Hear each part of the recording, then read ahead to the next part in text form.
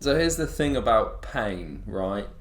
You kind of need it to build a company. You need to be in psychological agony for a prolonged and extended period of your life, right? Ideally, late teen or early 20s years, the best time to do it. Because in my opinion, that's the point at which you begin to build your worldview. If the genesis and the initial conditions that precede your life, 17 to really probably about 25, if you can condition your mind to love pain in the sense where you are meeting resistance with effort to manifest an unpleasant, suboptimal emotion, you're not happy, basically. And that's necessary, because if you can do that in these early years, then you still have the ability to do that in spite of any neural solidification, right? So we know that neuroplasticity exists, where your brain can change, your brain can move. It's essentially malleable. However, it becomes harder to mold it and change it and move it around and stuff past the age of 25. And so there's one thing that you want to lock into your paradigm. It's the ability to meet resistance with effort and actually just sit in pain. If you can't do that, then the rest of your life is going to be miserable. Because here's the thing, you have to pick your pain. You can either be in pain from doing the work to build a successful company, or you can be in the pain of having to sit in the delusion knowing that you don't deserve success and that you're unhappy with your life. Would you rather the pain of being broke and desperate and not getting what you want, or the pain of actually building a meaningful, sustainable company and enterprise? And so whenever I'm putting myself through the work, whenever I'm putting myself through the ringer with, something that I have to do, whether it's like building Easy Grow, for example, or making cold calls or doing sales calls or things that I don't want to do, I ask myself, well, what's the alternative to this? If I don't do this, then I'm going to be in way more pain, significantly more pain than I could possibly imagine, because I don't think there's much more painful than regret. That would really suck. And what I've learned about pain is that over time, your body and mind adapts to it so that it doesn't feel painful anymore. And this is true more so with your body than anything. You've only got to do something painful for 30 days. And then by day 30, you'll find that it's nowhere near as difficult to do. And you register far less suffering, mental suffering through that thing than you did initially. Prime example, cold plunging, right? I've been doing it now for best part of 10 days straight. 15-minute sauna, 10-minute cold plunge. The sauna's fucking brutal. I much prefer the cold to the hot. So I'm in the sauna for 15 minutes, fucking steam, water thing, just making it as hot as I possibly can, to the point where your ears sting and your nose sting. Is horrible. But when I first started doing that 2 weeks ago, that first session, I was I'm gonna fucking die. I was in the sauna, I was I'm gonna fucking die. And then in the cold plunge, I was I'm gonna die. And I was just I got out of the cold plunge and I looked like I had fucking paraplegic, mate. I just did not look well, right? And it took my body 2 hours to warm itself back up. Did it again this morning, and it's just it's nothing to me. And it gets so much easier with time. And that's how your brain works, is your brain doesn't like pain. It doesn't want to sit in pain. It doesn't want to feel pain. The brain has an inbuilt mechanism to kill pain. And what I mean by that, not kill pain in the sense that remove it, but it numbs itself. When you're making hundreds of cold calls every day, once that becomes a habit, and once you've done that for a couple of months or a couple of weeks, you're still not going to want to do the activity, but you're no longer going to register the serious neurotic emotions associated with the act of exposing yourself to potential rejection and success. The other thing, you've got fear and then you've got pain. So fear is not wanting to experience the pain, and pain is actually sitting in the thing that hurts. You've got these two things you need to balance, because often facing the pain is actually just facing the fear, because sitting in the pain tends to be a lot easier than actually initiating the action that creates the pain in the first place. Well, the initiation of the action requires you to just basically register the fear and actually do it anyway.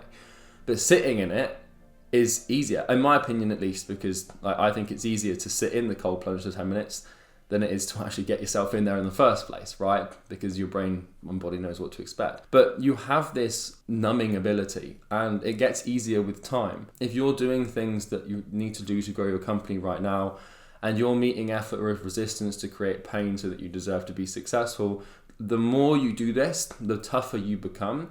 And I don't think it's the case that like the activity gets any easier. It's just more down to the fact that you get tougher. And that is a wonderful thing. You know, I derive a lot of my personal meaning in life, and I really get a lot of fulfillment from basically just getting tougher. You know, doing things that I don't want to do and doing them really well anyway. Example, I was in the sauna this morning, and then I put like, 5 scoops of water on the thing. Go and sit down, and I'm like, oh, that's fucking horrible. And then 2 minutes later, my mind starts asking, like, my mind starts saying, like, okay, well, why don't we get out now? Or let's check the time and see how much time is left on the time. It just starts creating this bullshit. And what I've conditioned myself to do is every time my mind makes up some sort of fucking excuse or tries to delude me into getting out of the sauna before the time is up, what I do is I go and put more water on the thing. And so what I'm doing essentially is conditioning my brain to associate weakness with more pain. Because then what that does is it hacks your brain. Because over time your brain learns, okay, if I kick up a fuss here, if I try and stop Charlie from doing what he's going to do, then he's going to give me more suffering. Like if you have a pain tolerance that is high and like a high psychological pain threshold for meeting that displeasant experience and that feeling that comes as a result of meeting resistance with your own will and with your own effort, you can rule the fucking world, man. The only real thing that differentiates successful people from unsuccessful people is the ability to withstand pain. Now, are there going to be other instances like conscientiousness and intelligence? Yes, there are other things that are common that, differentiate those two types of people. But for me, I can't help but shake the suspicion that everything you've ever wanted and more lies on the other side of 1 to 2 years of suffering. In conjunction with that statement, I'd also add this. The pain comes from your current sense of self, right? So here's the thing about you. You have an identity, you have a solidified sense of self and persona, right? You have a character, you believe you are who you are. And if you want to grow and become successful, that requires you to reform your identity and step into the shoes of someone that you're currently not. And that's where imposter syndrome comes from. So pain can be something like imposter syndrome, or in general, just suffering, right? In general, let's say that your identity has always been that you're just a skinny person, you're lanky, and that's what you've always been known as, that's what you already are. If you try to partake in behavior that by the nature of that behavior is out of alignment with your current identity and sense of self, then you're going to experience a lot more pain in doing so, because you don't, like, your sense of self, the current sense of self you have is like a parasite. It doesn't want its host to die, right? You have to imagine this is exactly how it works, not parasite, virus. Your identity is a virus. In order for the virus to survive, right, which is this sense of self or this current identity, the perception of you has to stay the same. Because if the identity is skinny, lanky Charlie, right? Please don't start calling me that. You can if you want. It won't really bother me. But if the identity is skinny, lanky Charlie, right? Or that's the virus, then the identity has to be acting in conjunction with that. So I've had this before where the amount of times I've tried to bulk, I could count it on more than 2 hands, right? And now I've finally broken the wheel, so to speak, where I'm actually consistently eating 4,000 calories a day. Trust me, it's not fun, but I'm reshaping my identity. So I'm starting to look at myself and being like, Charlie Morgan is a big motherfucker. Now that I'm reshaping that, like, it's painful. So I'm finding it like hard. I'm still doing it, but like I'm finding it painful because like it's out of alignment with who I am to overeat and to eat more food than I'm used to and to not do as much cardio as I usually do. And like all of these behaviors are so out of alignment with my 25 years of conditioning on this planet that it's creating pain and resistance. But the only way to reform your identity and reshape your sense of self, and therefore reform your belief systems, your thoughts, and then your actions, because everything is upstream of your identity, right? You've got, like, realistically how this works is success is cause and effect, right? Success is you taking in actions to create reactions, which ultimately, are the thing that you want. Or really at the top, right, we have actions, right? And we have cause and effect. And then below that cause and effect, we have thoughts, because what creates action? Thought creates action. Below thoughts, we have beliefs. What creates the thought that creates the action? Well, it's a belief system. Well, what creates the belief? Well, that's the paradigm. Right? The paradigm is the perception or the way that you're actually seeing the thing in which you're operating in. And then what creates the paradigm is the identity. And then what creates the identity is the conditioning. And so what we can do if we first principle this through and we use Socratic reasoning to actually ask why and get to the bottom of the damn thing, what we find is that our conditioning, right, which is basically who have we told ourselves we are? Who are we? Who are you? It's just, all you are is the person you think you are. Your identity and your sense of self doesn't really exist. And that's a very chaotic and unsettling and sometimes even, neurosis-inducing statement to accept, because you aren't really anyone except from the person that you believe you are. And so the great thing about that is you can interject with your consciousness, and you can actually start to change your conditioning. And if you go to the root cause of this, and if you start to see yourself as someone that is completely out of alignment with who you currently are, if you stay persistent with that belief and you have a good enough reason, he who has a why can bear any how. So I can give you a perfect example of this. So I'm starting, as of me recording this, you might watch this a little later, I'm starting a mass market personal brand, right? For young dudes who basically are broke, weak, and are suffering unnecessarily because they haven't got any guidance, right? And so I want to do that. But here's the thing, is men don't follow weak men. So I can't be showing up on these videos telling people how to fix their lives and how to do self-improvement and shit like that, and how to actually become someone great if I'm weak, right? If I'm not disciplined, and if I haven't got every aspect of my life done. Because dude, I can tell you, for the most part, like 80% of my life, I'm pretty fucking dialed in. Business-wise, mindset-wise, health-wise, etc. But then the only thing, if I'm lacking, is the body and that big sort of fucking frame. It doesn't matter. All you've got to do is look at basically every single successful male influencer that is respected, and you find one common denominator. They're fucking shredded. You look at Gadget, you look at Hamza, you look at Chris Williamson, Joe Rogan, even Andrew Huberman. But any of these like fucking legends, right? These big dudes, their influences, and the common denominator is they all take great care of their health. They've got these great bodies. Because what you can do is you can rent a Lamborghini, you can fake a Stripe screenshot, you can pay girls to hang around you, you can rent houses to make it look like you're successful. The one thing you cannot fake or rent is a fit, healthy, lean physique, right? That's the one thing that, in my opinion, builds the most respect. So coming back to the point of earlier, in order for me to build this mass market personal brand and to do it properly, I have to sacrifice my current identity. I can't be the, person I've always been at, 75 kilos and then going to the gym and then not bulking because I don't like it, because it ruins my mental state, right? I can't do that anymore. It's not what is required of me.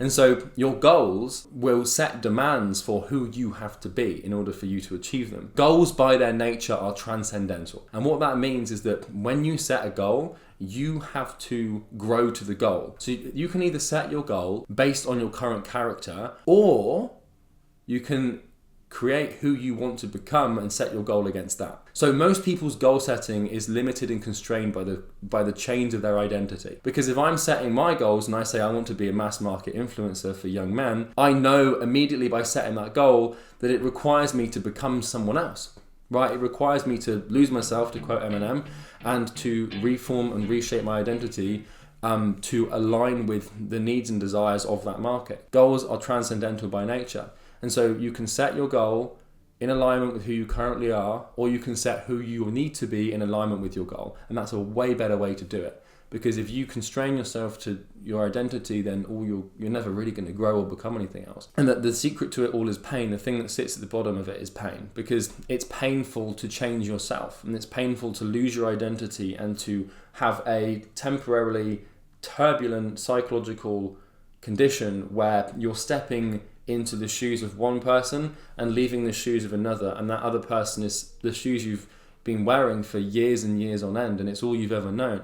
And that stage between states of identity, right, where, for example, me right now, I'm transitioning part of my identity being someone who's I'm relatively lean, and I don't have a bad body, but I'm not big, if that makes sense. And transitioning from that to someone who is large and has big delts and all that shit. It's going to take a long time to get there, but it's not comfortable, right? It's not settling, and it requires you to just sit through pain, but it will be done, because in order for me to achieve my goals, I have to do it, right? I've done this enough times over and over again in business. I now know the drill. Another example, I used to hate sales calls. Another example, I did not want to start a YouTube channel. This is a true story, man.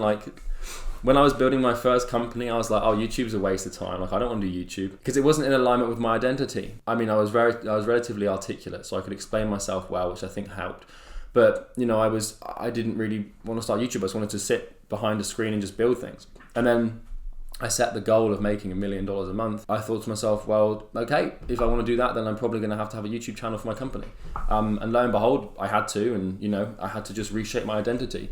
And so you have to be willing at every stage of your life to perform ecstasies, which basically means to shed skin, right? Shout out to any Flume fans that know that song. To shed your skin, to accept that who you are may need to die, and to kill parts of you off so that new parts of you can grow. And that's how you do it, because business growth is personal growth in disguise. And I truly believe that the biggest jumps you have in your company, or the biggest jumps you have in your career or your health or whatever, will come from jumps in your identity, from where you've basically looked at part of yourself and said, that part of myself no longer serves my ability to accomplish this goal, blah, blah, blah, blah, blah.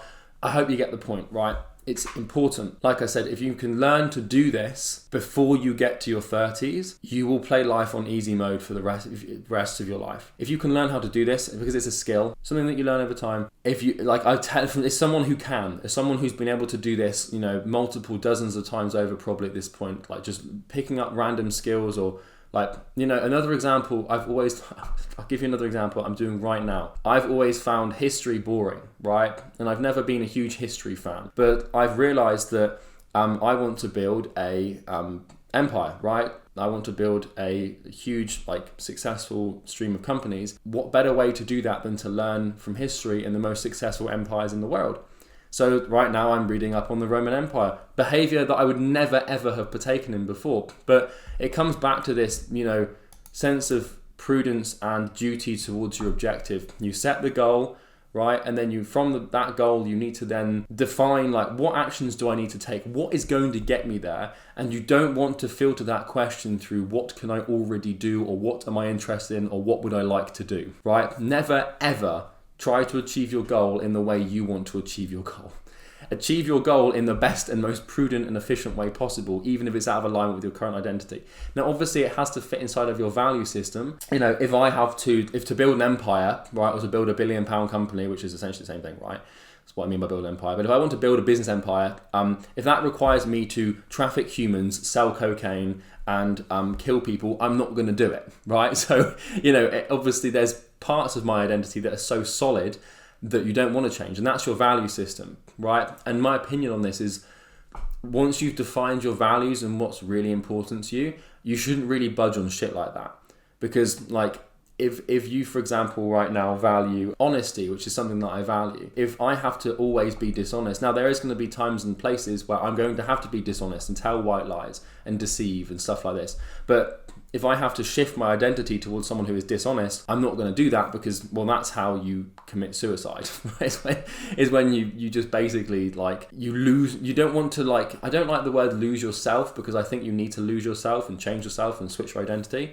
But when you lose your value system, when you lose that core sort of, Polaris star that really drives you, then you're in some real trouble. Because if we don't have our values, then really we're just animals, right? And animals tend to not have a very good time on this planet, as I'm sure you're aware. So yeah, I'm reading up on history, and I haven't done that for a long time since school, because it's necessary. I might be reading and it might be painful because I'm oh, this isn't me, but that's the point.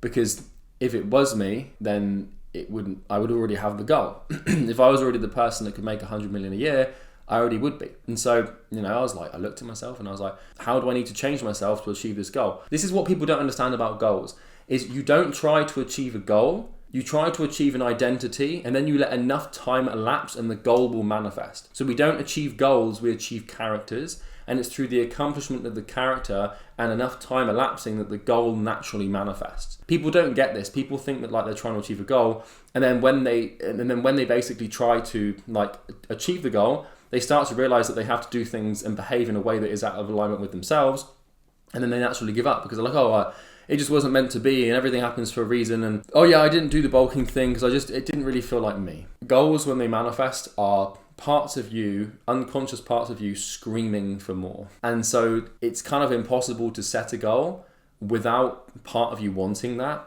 So technically that is you. It's just who you could be. It's the potential that could come to fruition, which is an interesting thought. I didn't really have anywhere I was going with that. It was just a completely unscripted rant, but I hope you found it useful. If you need more clients, there's a link in the description. Full transparency, Don't click it if you're not prepared to be pitched, because there's a video of me explaining my product. So if you need my clients, you can check it out, but maybe you don't feel like you want to be pitched today, so you don't have to click it, it's fine. Subscribe if you're new. Thank you.